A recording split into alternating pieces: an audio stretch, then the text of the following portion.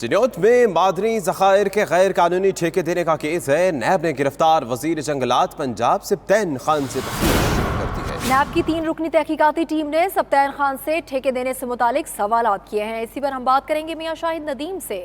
मियां शाहिद, बताएगा क्या सवालात किए गए हैं?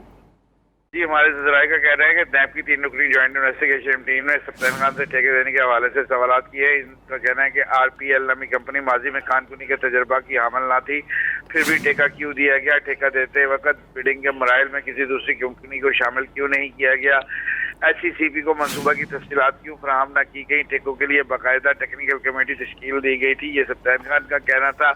हमारे जराये का कहना है कि सब्तैन खान ने जवाब दिया कि मुतलका वजीर की हैसियत से मुझे दरखास्त मौसूल हुई, जो मुतलका महकमा को भेज दी, मुतलका महकमे को भिजवाकर मेरा रोल खत्म हो गया। बोर्ड ऑफ डायरेक्टर ने इस पर गौर ख्वास के बाद समरी भिजवाई। हमारे जराये का कहना है कि सब्तैन खान ने यह भी कहा कि मैंने चेयरमैन PND को भिजवाई थी, जिन्हें मरहलावार वज़ीर आला को भिजवाई। वज़ीर आला ने जब मंजूरी दी उस वक्त मैं वज़ीर नहीं था। सब्तैन खान से होने वाली तफ्तीश की रोशनी में मजीद अफराद को भी शामिल तफ्तीश किया गया है। जी, बहुत शुक्रिया मियां शाहिद, आपने अपडेट किया।